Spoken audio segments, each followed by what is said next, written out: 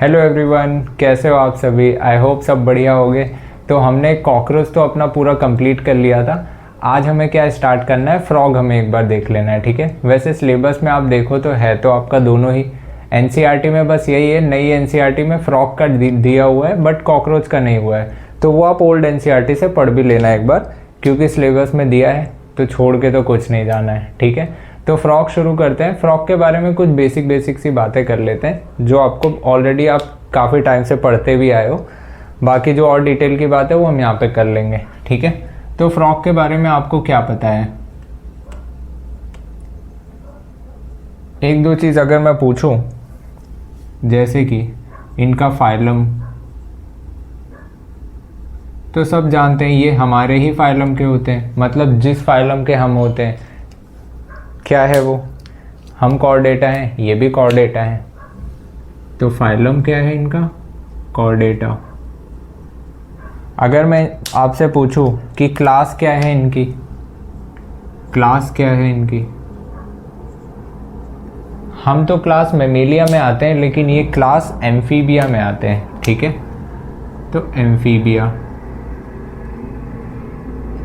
हम ह्यूमन से क्यों कंपेयर कर रहे हैं इसको? क्योंकि जब आप अभी इनका इंटरनल स्ट्रक्चर पढ़ोगे, एनाटॉमी पढ़ोगे, तो बहुत सारी चीज़ें आपको इनमें सिमिलर दिखेंगी कि ये बिल्कुल हमारी तरह है। इसलिए पहले के टाइम पे इन्हीं के ऊपर स्टडी भी की जाती थी। पहले सुना होगा ना, कभी हम कॉलेज या स्कूल में, पहले के टाइम पे, अभी तो नहीं, कि मेंढक को चीर फाड़ करके उसके सारे इंटरनल ऑर्गन्स पढ़ते थे। ऐसा क्यों करते थे? क्योंकि हमारे से काफ़ी ज़्यादा ये मैच करते थे। तो अभी हम आगे देखेंगे भी। अभी जो कुछ बेसिक सी चीज़ें हैं वो हम ज़रा सा देख लेते हैं। और पता है, ये तो हमें पता है ये सारी चीज़ें। इनकी सबसे कॉमन स्पीशीज़ जो होती है रैना टिग्रीना, वो इंडिया में पाई जाती है। तो इनकी जो मोस्ट कॉमन स्पीशीज़ है, मोस्ट कॉमन स्पीशीज़ जिसको आप कह रहे हो रैना टिग्रीना, या most common species of frog में अगर कहूँ, most common species of frog कौन सी है? रैना टिग्रीना। जो कहाँ पाई जाती है? फाउंड इन इंडिया, जो हमारे इंडिया में ही पाई जाती है, ठीक है। और फ्रॉग के केस में एक दो बातें अगर मैं और आपको बताना चाहूँ, अगर मैं कहूँ कि ये जो होते हैं, इनको आप कहते हो कि ये कोल्ड ब्लडेड एनिमल्स होते हैं। तो कोल्ड ब्लडेड एनिमल्स का मतलब क्या होता है? मतलब ये होता है, इनको आप पोइकिलोथर्म्स भी बोल सकते हो, एक और इसी का वर्ड है। कोल्ड ब्लडेड एनिमल्स का मतलब ये होता है जो अपने बॉडी के अंदर का टेम्परेचर बाहर के वातावरण के हिसाब से, मतलब क्या, जैसे कहते हैं ना कि बाहर का वातावरण अगर कुछ चेंज हो रहा है तो हम अपने अंदर का टेम्परेचर तब भी कांस्टेंट रख पाएँ। जैसे हमारे केस में 37 डिग्री सेल्सियस हम मेंटेन रख पाते हैं। बहुत गर्मी होती है तो हम क्या करते हैं, स्वेटिंग करने लगते हैं, मतलब पसीना हमारे आने लगता है। तो उससे क्या होता है, एक कूलिंग इफेक्ट आता है, तो हमारा क्या होता है, टेम्परेचर मेंटेन रहता है। बहुत ठंड आती है तो हम शिवरिंग करने लगते हैं, कांपने की वजह से क्या होता है, हीट जनरेट होती है, तो भी बैलेंस हो जाता है। लेकिन ये सारी हरकतें फ्रॉग नहीं करते। मतलब ये अपने इंटरनल बॉडी टेम्परेचर को कांस्टेंट नहीं बना के रख पाते, इसलिए इनको कोल्ड ब्लडेड एनिमल्स कहते हैं, ठीक है। तो ये कोल्ड ब्लडेड एनिमल्स फिर करते क्या है? मान लो बहुत ज़्यादा अगर ठंडी पड़ रही है या बहुत ज़्यादा गर्मी पड़ रही है, तो इस टाइम पे ये मिट्टी के अंदर, मतलब ज़मीन के अंदर चले जाते हैं। तो अगर ज़्यादा ठंडी पड़ रही है तो ज़्यादा ठंड के टाइम पे ये क्या करते हैं, हाइबरनेशन पीरियड कहते हैं उसको, जब ये मतलब कुछ समय के लिए होल्ड करते हैं। बट अगर मैं आपसे बात करूं, बहुत ज़्यादा अगर क्या हो रहा है, जैसे गर्मी पड़ रही है, ठंडी, जैसे अभी मैंने ठंडी का बताया हाइबरनेशन, गर्मी पड़ रही है तो ये एस्टिवेशन पीरियड इसी को कहते हैं। तो बस यही एक दो बातें हैं। जैसे कि अगर मैं बात करूं कि ये कैसे हैं, they are cold blooded animals. Cold blooded animals है, मतलब कैन नॉट मेंटेन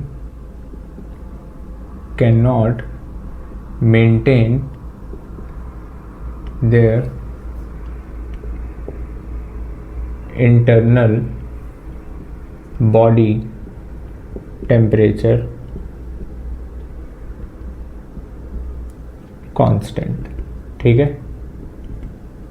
मतलब अपने बॉडी के अंदर का जो टेम्परेचर होता है उसको ये कांस्टेंट नहीं रख पाते, बाहर के वातावरण के हिसाब से बदल जाता है। जैसे बाहर अगर मौसम थोड़ा ठंडा होना शुरू होता है तो इनके बॉडी का टेम्परेचर भी ठंडा होने लग जाता है, गर्म होना शुरू होता है तो इनके बॉडी का टेम्परेचर भी गर्म होने लग जाता है। इसलिए इनको हम क्या बोलते हैं, कोल्ड ब्लडेड एनिमल्स बोलते हैं। बट हाँ, यहाँ पे ये बात नहीं करी गई है एक्सट्रीम में, अगर बहुत ज़्यादा ठंड पड़ रही है, बहुत ज़्यादा गर्म पड़ रही है, तो इसके केस में ये दो तरीके की हरकतें करते हैं। अगर मैं कहता हूँ एक्सट्रीम समर मतलब जब बहुत ज़्यादा गर्मी पड़ रही हो, और एक क्या होगा, एक्सट्रीम विंटर। ये दो बातें। एक्सट्रीम समर के केस में ये क्या करते हैं, ये गर्मी के मौसम में अपने घर में क्या कर लेंगे, एसी लगा लेंगे। मतलब ये जो पीरियड होता है इसको एस्टिवेशन पीरियड कहते हैं, ठीक है। और एक्सट्रीम विंटर में क्या करेंगे, बहुत ठंड पड़ती है तो हीटर लगा लेते हैं, मतलब ये हाइबरनेशन पीरियड में चले जाते हैं, हाइबरनेशन पीरियड। और आप मुझे ये बताओगे इस पीरियड में ये खाना कैसे खाते हैं, सांस कैसे ले पाते हैं जब अंदर ऐसे रहते हैं छुपे हुए। तो ये पीरियड में ऐसा, अभी आगे इंटरनल जब स्ट्रक्चर पढ़ाऊंगा तो ये बताऊंगा कि इनमें एक फैट बॉडीज़ प्रेजेंट होती हैं जो इनको मदद करती हैं, ठीक है। तो मैं यहाँ ये बोलूँगा कि fat bodies provide energy at this time. इस टाइम पे इनको फैट बॉडीज़ एनर्जी प्रोवाइड करती हैं। और साथ ही साथ एक बात यही ध्यान रखना कि इस टाइम पे ये अपनी स्किन से रेस्पायर करते हैं, मतलब इनकी स्किन चिपचिपी सी होती है और ये स्किन के सरफेस से एयर की एंट्री और ऑक्सीजन का लेना, CO2 का बाहर करना, तो ये इसी टाइम पे स्किन से रेस्पिरेशन करते हैं, जिसको आप क्यूटेनियस रेस्पिरेशन कहते हो, क्यूटेनियस रेस्पिरेशन भी बोलते हो, ठीक है। अभी रेस्पिरेटरी ऑर्गन्स इनके नहीं पढ़ रहे हैं, बस ये देख रहे हैं कि ये उस टाइम पे स्किन से रेस्पिरेशन करते हैं, ठीक है। एक बात नोट करके इनके केस में लिख लेना कि ये जो होते हैं ना फ्रॉग्स, नोट करके लिख लेना कि फ्रॉग्स कभी भी पानी नहीं पीते हैं, ऐसा लिखा है NCERT में। तो पानी इनको मिलता कहाँ है, पानी पीते नहीं है, ये पानी को अपने बॉडी से, अपनी स्किन से एब्जॉर्ब कर लेते हैं, ठीक है। तो frog never drinks water but absorb through skin, ठीक है। बट ये अपनी स्किन से क्या करता है, एब्जॉर्ब कर लेता है। ये आपके NCERT में प्रॉपर ये लाइन लिखी भी हुई है, ठीक है। तो ये बात ध्यान रख लेना कि ये अपने स्किन से क्या करते हैं, एब्जॉर्ब कर लेते हैं पानी को, बट पानी पीते नहीं है। ये बातें अभी मैंने बताई, इन्हें कोल्ड ब्लडेड क्यों बोला गया है, ठीक है। ये अपने बॉडी का टेम्परेचर बाहर के वातावरण के हिसाब से अंदर का टेम्परेचर मेंटेन नहीं कर पाते। बाहर ठंड पड़ी तो थोड़ा ठंडा हो गया टेम्परेचर, गर्मी पड़ी गर्म हो गया टेम्परेचर। लेकिन ह्यूमंस के केस में, हमारे केस में 37 डिग्री सेल्सियस कांस्टेंट रहता है टेम्परेचर, जो कि बदलता नहीं है, ठीक है। अगर बदल गया तो हमारी डेथ हो सकती है, ठीक है। तो इनके केस में थोड़ा सा कैसा रहता है, उल्टा। इसीलिए हम क्या हैं, हम वार्म ब्लडेड हैं, और ये कैसे हैं, ये कोल्ड ब्लडेड एनिमल्स होते हैं। और इनकी स्पीशीज़ भी बताई जो सबसे ज़्यादा कॉमन पाई जाती है, ठीक है। तो ये आप एक दो बातें नोट डाउन कर लो, देन थोड़ा सा आगे बताता हूँ। इनके मॉर्फोलॉजी के बारे में हम पढ़ते हैं, एक एक करके चीज़ें देखते हैं। हो गया होगा नोट डाउन? देखो ज़रा, मैं अगर इनके मॉर्फोलॉजी की बात करूं, मॉर्फोलॉजी मतलब एक्सटर्नल स्ट्रक्चर की बात करूं, एक्सटर्नल स्टडी की, मॉर्फोलॉजी ऑफ कॉकरोच, अगर मैं कॉकरोच बोल रहा हूँ, मॉर्फोलॉजी ऑफ फ्रॉग अगर मैं देखूं तो वो कैसे है, देखो।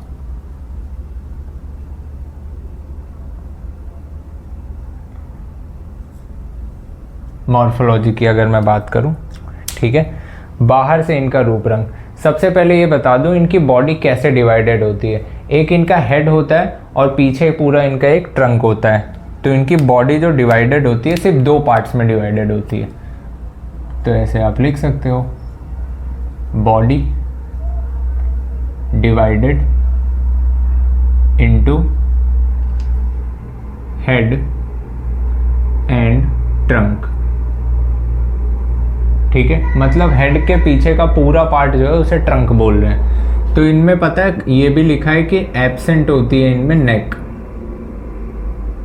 और टेल, ये एब्सेंट होती है, मतलब ये बिना गर्दन के होते हैं। ठीक है, तो इनकी बॉडी हेड और ट्रंक में डिवाइडेड होती है। और इनका जब आप डॉर्सल सरफेस देखते हो, डॉर्सल सरफेस मतलब जैसे ये फ्रॉग है, फ्रॉग के ऊपर का ये जो सरफेस देख रहे हो ऊपरी भाग, ये क्या है, डॉर्सल है। नीचे का क्या है, ये वेंट्रल सरफेस है। तो इनके डॉर्सल सरफेस को जब आप देखते हो तो ऑलिव ग्रीन कलर के दिखते हैं और ऐसे ब्राउन, ऐसे कुछ धब्बे धब्बे से इनको स्पॉट्स दिखाई देते हैं ऊपर। तो अगर मैं बात करूं डॉर्सल सरफेस की, डॉर्सल सरफेस की, और फिर अगर मैं इसके बाद बात करूंगा वेंट्रल सरफेस की, वेंट्रल सरफेस की, तो ये दोनों इनका कैसा दिखता है। डॉर्सल सरफेस जो इनका दिखता है ये ऑलिव ग्रीन कलर का होता है, ऑलिव ग्रीन कलर का होता है विद डार्क स्पॉट्स।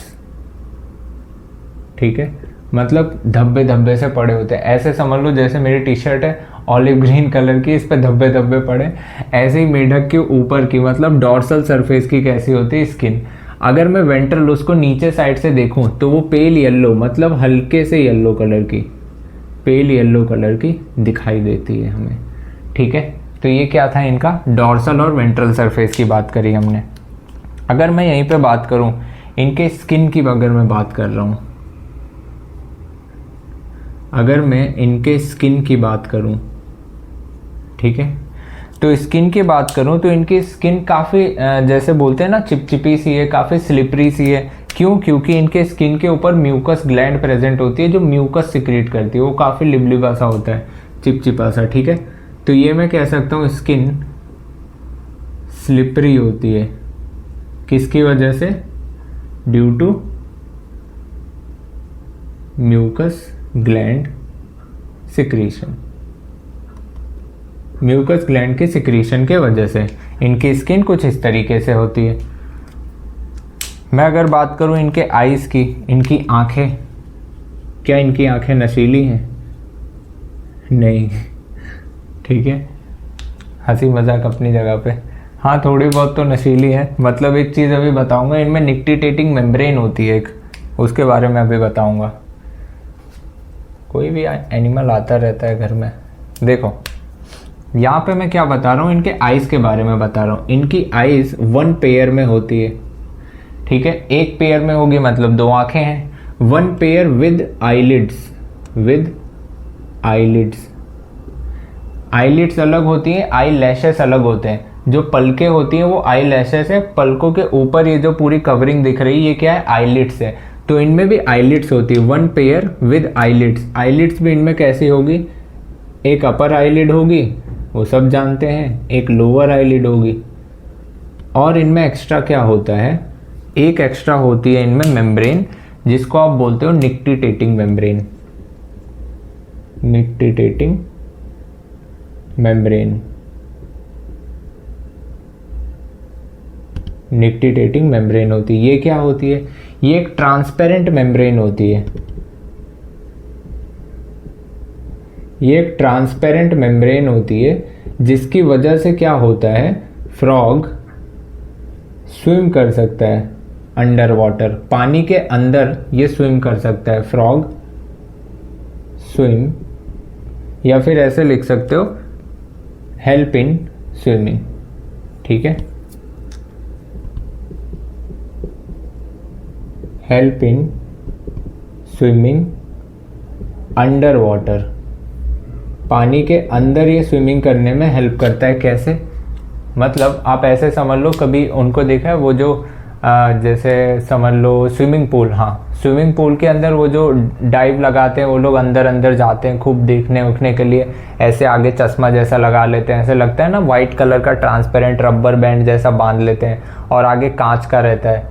तो इनमें क्या होता है पता है, ये पानी के अंदर जब डाइव लगा के इन्हें तैरना होता है तो इन्हीं की आंख के बीचों बीच, जैसे एक ऊपर आईलिड है एक नीचे आईलिड, इसी के बीच में एक निक्टिटेटिंग मेम्ब्रेन ऐसे कवर बना लेती है जो ऐसे झिल्ली की तरह लगती है, मतलब आर पार दिखाई देती है, लेकिन वो पानी इनके आंखों में नहीं घुसता है, उससे प्रोटेक्ट करती है। तो ये प्रोटेक्शन का काम कर रही है, जिसकी वजह से इनको एक तो दिखाई भी दे रहा है, प्रोटेक्ट भी हो रही है आंखें।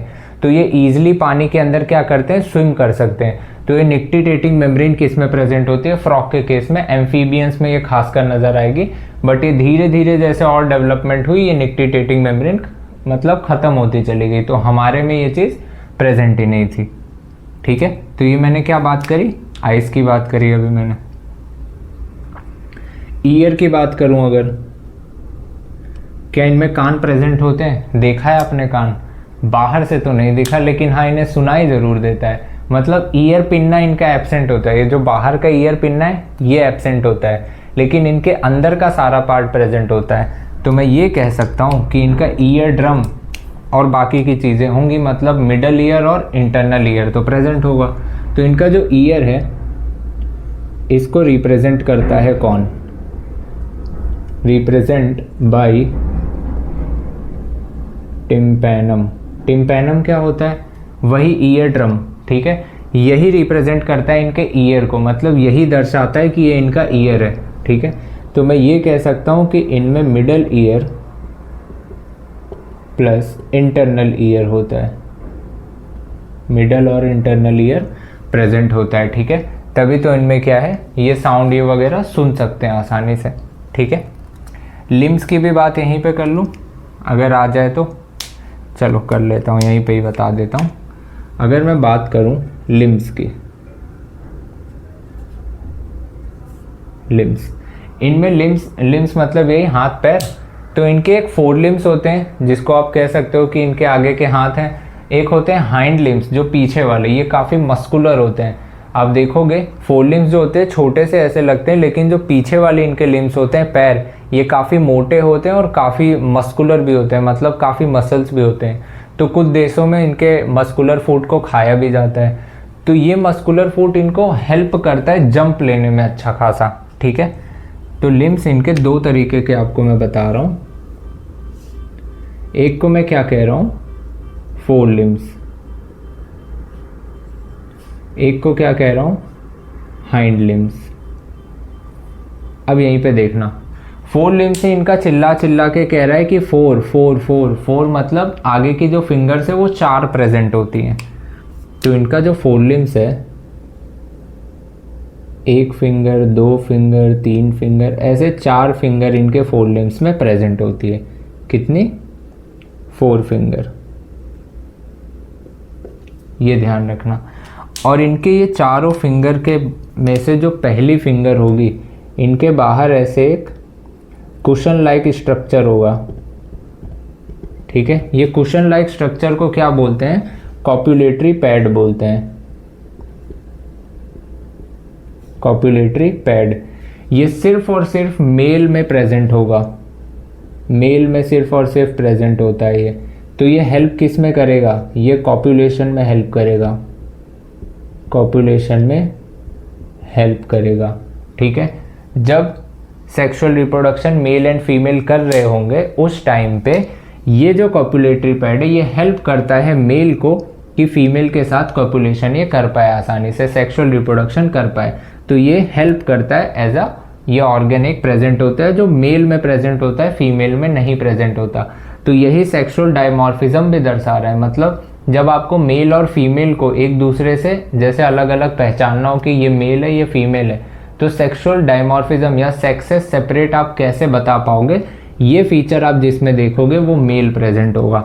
और मेल में एक और चीज़ है अभी मैं बताऊंगा सेक्सुअल डायमॉर्फिज्म में। हाइंड लिम्स, यहाँ पे 5 फिंगर्स होंगी,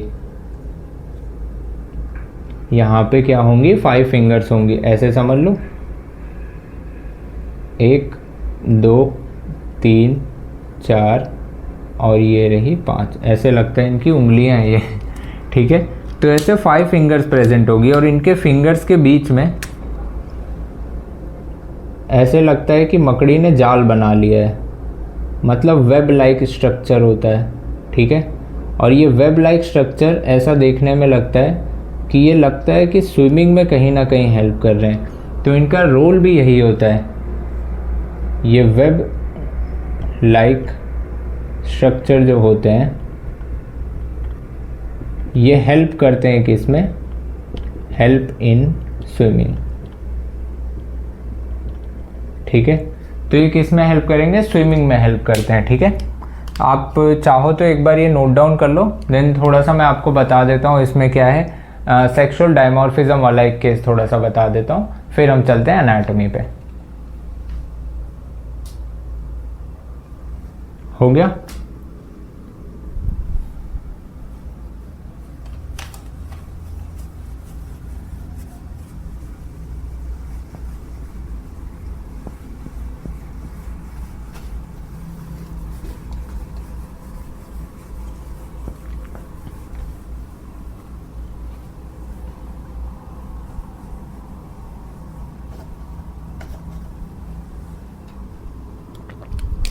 देखना, सेक्सुअल डायमॉर्फिज्म।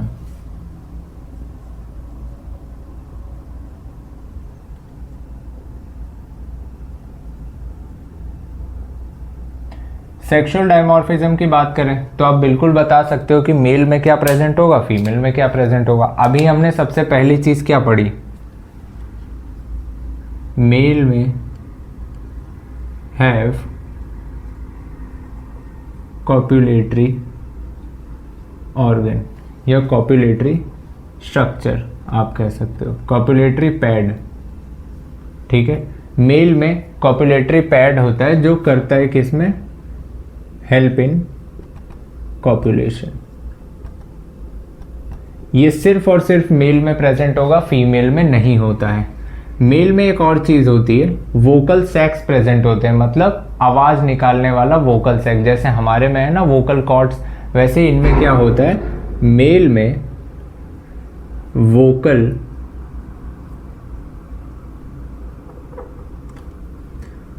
वोकल सैक्स प्रेजेंट होते हैं।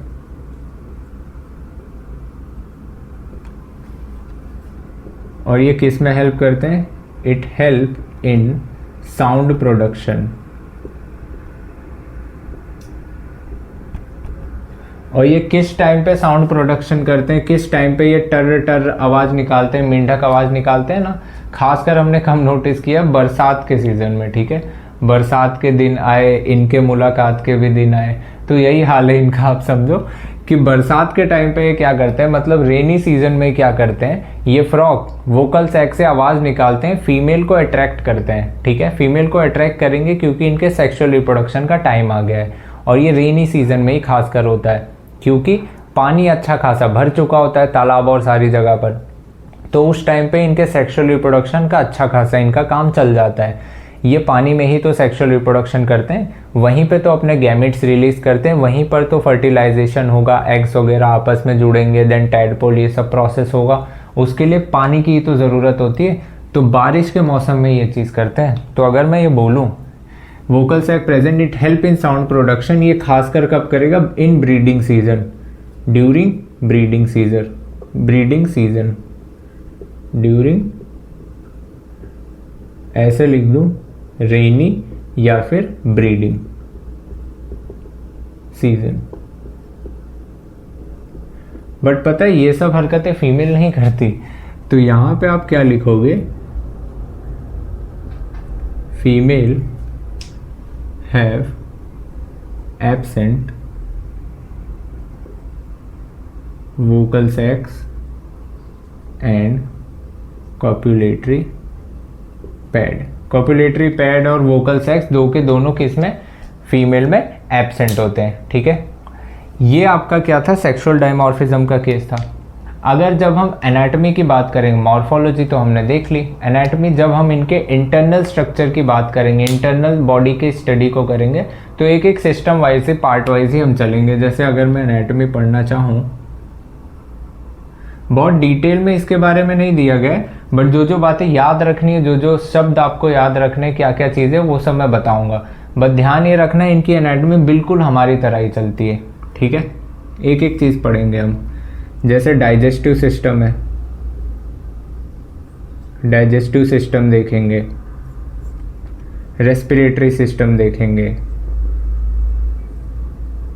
रेस्पिरेटरी सिस्टम देखेंगे, ठीक है। सर्कुलेटरी सिस्टम देखेंगे, सर्कुलेटरी सिस्टम। और हम क्या देखेंगे? सर्कुलेटरी सिस्टम हमने देखा, कोऑर्डिनेशन सिस्टम,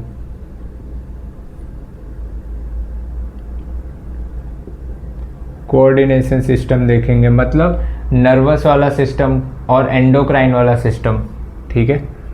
एक्सक्रीटरी सिस्टम देखेंगे, एक्सक्रीटरी सिस्टम। एंड लास्ट में हम क्या देख रहे होंगे? रिप्रोडक्टिव सिस्टम, रिप्रोडक्टिव सिस्टम, ठीक है।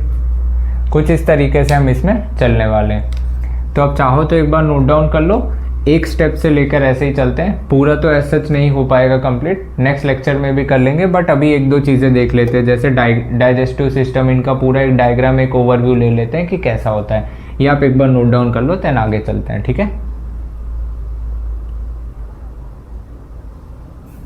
चलें आगे, आ जाओ। डाइजेस्टिव सिस्टम देखते हैं इनका।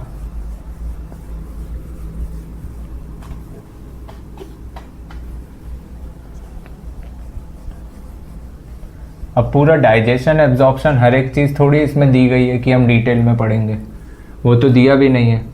हाँ, वो सारे नाम लिखे हैं, वो सारी चीज़ें बताई गई हैं कि जैसा हमारे में होता था, जैसे ह्यूमंस में होता था, वैसे ही इनमें भी होता है।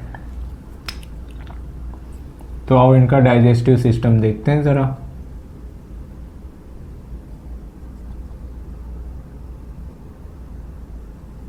ठीक है, इनका डाइजेस्टिव सिस्टम देखूं इससे पहले इनका काला काला दिल बना देता हूँ। काला नहीं, इनका हार्ट थोड़ा लाल कलर से बना देता हूँ। ये इनका क्या है, ऐसे मैंने बना दिया हार्ट इनका, ठीक है। और इनका हार्ट, ये ध्यान रखना, 3 चैम्बर्स का हार्ट होता है। ये मैं लिख रहा हूँ अगर राइट एट्रियम, लेफ्ट एट्रियम, और ये है वेंट्रिकल। यहाँ पर ब्लड मिक्स होता है। तो ये इनका क्या है, हार्ट। और यहीं हार्ट के पास से ऐसे लिवर भी ऐसे जुड़ा हुआ होता है, ठीक है। तो ये क्या है, इनका लिवर। ये इनका लिवर जुड़ा हुआ होता है। यहीं पे एक स्ट्रक्चर प्रेजेंट होता है जिसको आप क्या बोलते हो, गॉल ब्लैडर। जैसे हमारे में भी तो होता था लिवर में गॉल ब्लैडर, वैसे इनमें भी है। ऐसे ही हार्ट से यहाँ पे ऐसे नली निकल के आएगी जो शरीर के अलग अलग अंग को क्या पहुँचाएगी, ब्लड पहुँचा रही होगी, ठीक है। और ये आगे तक पहुँचाएगी। यहीं पर बीच रास्ते में इसको क्या मिलती है, किडनी मिल जाती है। यहीं बीच रास्ते में इसको क्या मिलेगी, किडनी मिल जाती है, अपना ऐसे स्ट्रक्चर लेकर। यहीं बीच रास्ते में ऐसे किडनी मिल जाएगी, ठीक है। हालांकि हमारे केस में तो ऐसा इनका नहीं होता है। जैसे हमारे केस में थोड़ा सा अलग रहता था, डिफरेंट रहता था। इनका भी है तो सारी चीज़ें वैसे ही, बस पोजीशन अलग अलग हो सकती है स्ट्रक्चर की कि कौन सी चीज़ कहाँ प्रेजेंट है, बस ये थोड़ा सा अलग हो सकता है। बाकी एज सच इनमें कोई आपको अलग से दिक्कत नहीं नज़र आएगी। ये है, ठीक है। ये मैंने इधर जोड़ दिया। और ऐसे ही समझ लो कि ये सब ऐसे जुड़ा हुआ है, ठीक है।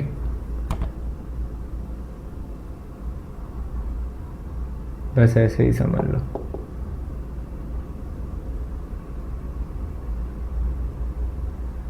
ये ऐसे था ब्लड वेसल,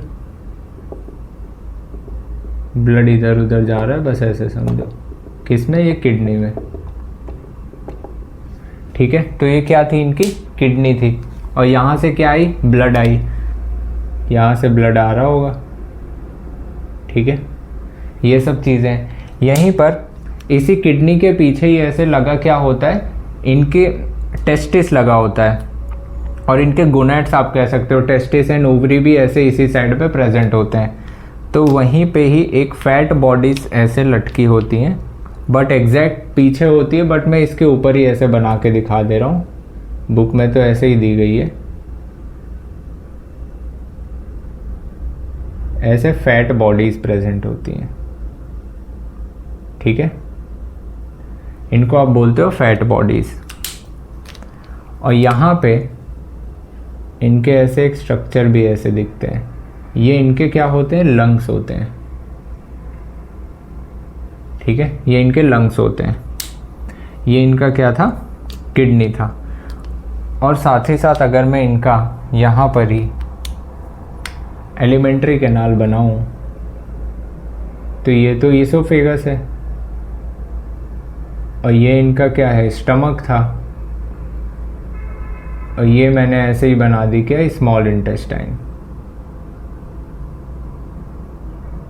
और फिर ऐसे लार्ज इंटेस्टाइन बनाते हुए मैंने रेक्टम पे लाके एंड कर दिया। हमारे में भी तो ऐसे ही होता था, स्मॉल इंटेस्टाइन, लार्ज इंटेस्टाइन, ये सब। इनकी इंटेस्टाइन मैंने ज़्यादा बड़ी क्यों नहीं बनाई, क्योंकि फ्रॉग क्या होता है, फ्रॉग कार्निवोर्स होते हैं, और कार्निवोर्स की इंटेस्टाइन शॉर्ट होती है, ठीक है। तो ये मैंने इंटेस्टाइन बनाई। यहीं पे किडनी से भी जो भी यूरिन या चीज़ें जो पास आउट होंगी, तो उसके लिए भी ऐसे मैं डक्ट बना दे रहा हूँ, ठीक है। तो उसके लिए भी मैं ऐसे डक्ट बना दिया। किडनी से आने वाली डक्ट को आप क्या बोलते थे, यूरेटर बोलते थे। और ह्यूमंस में हमारे केस में मेल्स की अगर मैं बात करूं तो वही यूरेटर आगे जाके जब ये इससे जुड़ती थी, किससे, जहां से आपका स्पर्म भी आना होता था, ठीक है, तो ये दोनों कॉमन डक्ट बना के यूरेथ्रा होके बाहर निकलते थे। यही केस मेल्स में, फ्रॉग में भी यही होता है। यहाँ पे भी इसके पीछे जो टेस्टिस होंगे, स्पर्म जो बनेगा, स्पर्म और इस डक्ट के साथ दोनों का कॉम्बिनेशन ही होता है समझो। तो जब यूरिन आना होगा तो ये यूरेटर के थ्रू ही ऐसे आएगा, और जब यहाँ से स्पर्म आना होगा तो यूरिन की जगह स्पर्म यहाँ से इसी डक्ट से पास ऑन होगा। कहाँ पे, मेल्स के केस में। तो ये डक्ट किस तरीके का काम कर रही, यूरिनोजेनाइटल डक्ट की तरह काम कर रही है, मतलब जो यूरिन का और गैमीट का दोनों का ट्रांसपोर्ट कर रही है। बट ध्यान रखना ये चीज़, फीमेल्स के केस में ऐसा नहीं होता है। ये तो ह्यूमंस में भी फीमेल्स के केस में ऐसा नहीं होता था। उनका अलग एक ट्यूब आती थी जहाँ से क्या होता था, गैमीट्स रिलीज होते थे, और जहाँ से यूरेथ्रा की ओपनिंग होती थी, जहाँ से यूरिन पास ऑन होता था। यही केस फ्रॉग में भी होता है। इनके लिए ओविडक्ट के थ्रू ओवा बाहर आता है। ये सब हम पढ़ेंगे इनके रिप्रोडक्शन वाले केस में। अभी क्या देख रहे हैं, इनका डाइजेस्टिव सिस्टम वाले पार्ट से जो भी रिलेटेड है वो सब स्ट्रक्चर देख रहे हैं। ये हमने यहाँ तक देखा। अब साथ ही साथ यहाँ पे समझना, यहाँ पर एक चैम्बर होता है। आप ऐसे समझ लो कि सारी जितनी भी पाइप आ रही थी, उन सभी पाइप को मैंने एक कॉमन बड़ी सी पाइप में ऐसे जोड़ के रख दिया कि जितनी भी पाइप है, आप सभी अपना अपना सिक्रीशन एक बड़ी सी पाइप में छोड़ दो, एक बड़ी सी पाइप में छोड़ दो, ठीक है। इस बड़ी सी पाइप का नाम मैंने क्या दिया, क्लोएका बोल दिया, या क्लोएकल चैम्बर कह दो। और इसी क्लोएका के नीचे मैंने एक और चीज़ की ओपनिंग बना दी। किस चीज़ की, जिसको आप प्यार से क्या बोल रहे हो, यूरिनरी ब्लैडर। तो ये क्या है, यूरिनरी ब्लैडर कह रहे हो। और ये यूरिनरी ब्लैडर क्या करेगा, यूरिन को स्टोर करेगा, ठीक है, यूरिन को स्टोर करेगा। मतलब कहने का क्या है, ये जो मिडल क्लोएका चैम्बर है, ये एक ऐसा चैम्बर है जहाँ पे सारी चीज़ें आ रही हैं। मतलब अगर यूरिन पास ऑन होना होगा तो यहाँ से यूरिन आएगा, यूरिनरी ब्लैडर में भरता जाएगा। जब ज़रूरत पड़ेगी कि हाँ आप यूरिन बाहर निकालना है, तो यहाँ से क्या होगा, यूरिन फिर बाहर निकल जाएगा इधर से आके। सबसे पहले तो यूरिन यहाँ भरेगा, फिर निकल जाएगा। मान लो गैमीट्स निकालना है, तो जो भी गैमीट्स यहाँ से आए, ये गैमीट यहाँ से होते हुए आगे चले जाएंगे। इसने जो खाना पचा लिया यहाँ पर इकट्ठा होके रखा होगा, ये खाना ऐसे इकट्ठा होके रखा होगा। अब ये खाना जब भी बाहर निकलना होगा तो यहाँ से ये स्फिंक्टर खुलेगा और यहाँ से क्या करेगा, ये बाहर हो जाएगा, यहाँ से ये खाना बाहर निकल जाएगा। तो मैं कहना क्या चाहता हूँ, ये जो क्लोएका है ये एक तरह का क्या है, कॉमन चैम्बर होता है। और ये हमने ये सारी चीज़ें देख ली। आओ ज़रा लेबल करके देख लें क्या क्या है। देखो स्टार्ट करते हैं यहाँ से। ये क्या है? ये आपका हार्ट है। हार्ट है जो कि कैसा है? 3 चैम्बर। 3 चैम्बर हार्ट है। ये क्या है? ये तो लीवर है, सबको दिख रहा है। ये क्या है? ये है गॉल ब्लैडर। ये है गॉल ब्लैडर। और इस गॉल ब्लैडर में बाइल जूस है, बाइल जूस। और ये बाइल जूस क्या करता है? Help in fat digestion. ये फैट के डाइजेशन में क्या करता है? मदद करता है। ठीक है। ये क्या है? ये फैट बॉडीज हैं।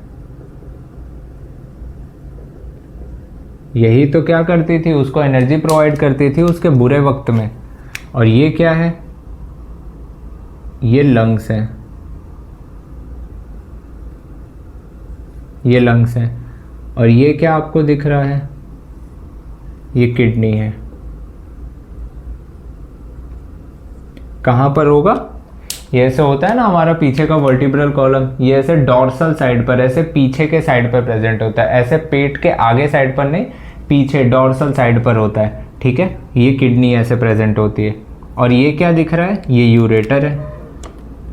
बट क्या मैं इसको यहाँ पर यूरेटर बोल रहा हूँ? यहाँ पे मैं यूरेटर तो अभी बोल रहा हूँ,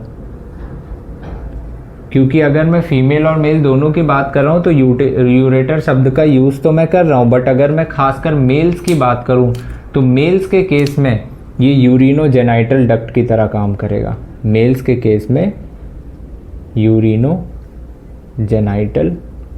डक्ट की तरह काम कर रहा होगा। ठीक है, मेल्स के केस में। और ये यूरेटर का काम क्या होता है? यूरिन को पास ऑन करना यहाँ तक। ये क्या है? Urinary bladder. यूरिनरी ब्लैडर ये क्या करेगा? टेम्पररी स्टोर करेगा, टेम्पररी स्टोर करेगा यूरिन को। ठीक है। यहाँ पे ये ध्यान दिमाग में ये चीज़ आती है कि यूरिनरी ब्लैडर की ज़रूरत ही क्यों पड़ी? यहाँ से यूरिन बनाओ, यहाँ से धड़ाधड़ बाहर कर दो। बट आप खुद सोचो, अगर यहाँ से यूरिन धड़ाधड़ बाहर होना ही होता, इसको हम नहीं बनाते, ठीक है, तब तो फ्रॉग हमेशा क्या करता? टॉयलेट ही करता रहता। अगर इसकी ज़रूरत पड़ी भी तो इसके और 2 मेन रीज़न है। पता है क्या? सबसे पहली चीज़, इसका स्टोरिंग का एक चीज़ इंपॉर्टेंट ये है कि यहाँ पे ये स्टोर करता है यूरिन, और यूरिन के साथ पानी मिक्स तो रहता ही है। तो अगर ये फ्रॉग अनशन पे बैठा है, पानी नहीं पी रहा है या पानी से कई टाइम तक दूर है, तो जो भी इसकी बॉडी डिहाइड्रेट होनी होगी तो यहाँ से पानी कुछ रीअब्जॉर्ब कर लिया जाएगा इसकी मेटाबॉलिक प्रोसेस को चलाने के लिए। ठीक है। तो उस टाइम पे ये कंसंट्रेटेड यूरिन बाहर निकालेगा। तो इसलिए भी इसका काफ़ी बड़ा रोल होता है। तो जिस वजह से क्या होता है, इसका काफ़ी इंपॉर्टेंस होता है कि यूरिनरी ब्लैडर होना चाहिए। जब ज़रूरत पड़ेगी आप यहाँ से निकाल लो, उसमें क्या प्रॉब्लम है। यहाँ पे हम क्या बात कर रहे थे? ये इनकी एलिमेंट्री कैनाल थी। एलिमेंट्री कैनाल में ये क्या है? इनका ईसोफेगस है। ईसोफेगस। ये क्या है? स्टमक है। और स्टमक में सबको पता है जैसे हमारे अंदर HCl प्रेजेंट है, प्रोटीन वगैरह के डाइजेशन में मदद करेगा, वैसे इनमें भी HCl है, प्रोटीन वगैरह का डाइजेशन करेगा। ये क्या है? ये स्मॉल इंटेस्टाइन है। स्मॉल इंटेस्टाइन हम सबको पता है जैसे हमारे अंदर स्मॉल इंटेस्टाइन में खाना डाइजेस्ट हो जाता था, यहाँ भी डाइजेशन कंप्लीट हो जाता है। डाइजेशन कंप्लीट हो जाता है एंड एब्जॉर्प्शन स्टार्ट हो जाता है। एंड एब्जॉर्प्शन होने लग जाता है, एब्जॉर्प्शन अकर। और एब्जॉर्प्शन होने के लिए आपने ये 2 स्ट्रक्चर ज़रूर पढ़े होंगे, विलाई और माइक्रोविलाई, जो एब्जॉर्प्शन में क्या करते हैं? मदद करने का काम करते हैं। यहाँ पे ऐसे लिख दूँ, जो दोनों ही क्या करेंगे? एब्जॉर्प्शन का काम करेंगे। और ये क्या है? लार्ज इंटेस्टाइन है। और ये क्या है? रेक्टम है। ये है लार्ज इंटेस्टाइन। ये क्या है? रेक्टम है। जहाँ पे फूड इकट्ठा होकर डाइजेस्ट होने के बाद रखा रहेगा। ये क्या है, ये क्लोएका है ये, और इसका ये आगे का जो दिख रहा है ये इसको क्या बोलते हैं, क्लोएकल एपर्चर। ठीक है, और इस क्लोएका में अगर मैं बोलूँ तो किस किस चीज़ की ओपनिंग होती है, इसमें क्या क्या चीज़ ओपन हो रहा है, क्या मुझे कोई बताएगा?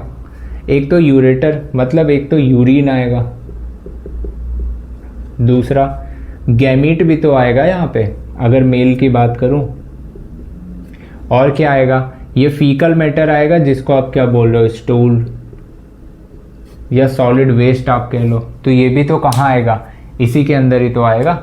ठीक है, और इसी तरह अगर मैं एक और चीज़ ज़रा बताना चाहूँ, वैसे तो ध्यान रख लो वरना पोर्टल सिस्टम में जब सर्कुलेशन बताऊंगा तो उस टाइम बता दूंगा कि एक पोर्टल सिस्टम होता है, मतलब जहाँ पर ब्लड वेसल जो भी खाना एब्जॉर्ब हुआ है, ठीक है, तो ब्लड की जो पाइप होती है ये सीधा हार्ट में जाने के बजाय किसी ऑर्गन से अगर जुड़ती है, ठीक है, सबसे पहले किसी ऑर्गन के पास जाती है तो उसको पोर्टल कहते हैं। अगर लीवर के पास जा रही है तो लीवर के लिए वर्ड यूज़ किया जाता है हेपेटिक, तो ये जो सिस्टम यहाँ पे बनेगा उसको हेपेटिक पोर्टल सिस्टम बोलेंगे। ठीक है, यहाँ पे जाएगा ग्लूकोज, मान लो ग्लूकोज ज़्यादा है तो लीवर क्या करेगा, उसको फैट में बदल देगा।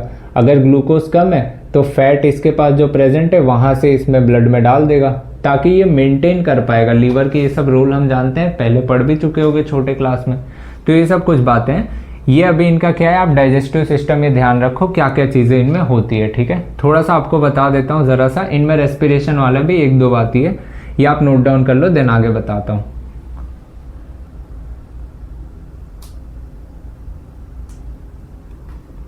कर लिए होगे? देखो रेस्पिरेशन की मैं ज़रा सा बात करूँ इसमें,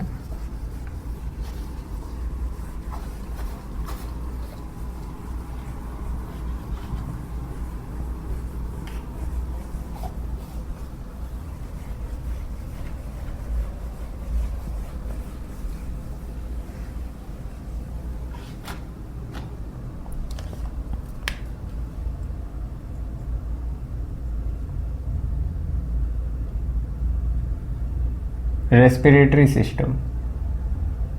अगर मैं रेस्पिरेटरी सिस्टम की बात करूं तो अभी हमने ये बात ही करी ना अभी कि ये रेस्पिरेशन कहाँ से करते हैं।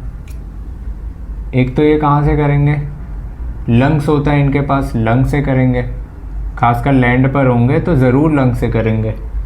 स्किन से करेंगे, स्किन से करेंगे, स्किन से ये वाटर में होंगे तो भी करेंगे, स्किन से ये जब हाइबरनेशन एस्टिवेशन करते हैं उस टाइम पर भी, हाइबरनेशन एंड एस्टिवेशन टाइम पर, जिसको आप क्यूटेनियस रेस्पिरेशन भी बोलते हो। और ये अपने माउथ से या बक्कल कैविटी आप लिख लो, बक्कल कैविटी से ये बक्कल कैविटी से भी क्या करते हैं, रेस्पिरेशन करते हैं। इनमें होती है एक बक्कोफेरेंजियल गिल स्लिट्स होती है, ठीक है, तो ये अपने माउथ से भी रेस्पिरेशन कर सकते हैं। तो ये बस इनमें ये बात ध्यान रखनी है, बाकी इनमें रेस्पिरेशन से रिलेटेड ज़्यादा कुछ नहीं है। ठीक है, तो सर्कुलेशन और ये बाकी की आगे की सारी बातें हम इसमें करेंगे, नेक्स्ट पार्ट में हम पूरा कवर कर लेंगे।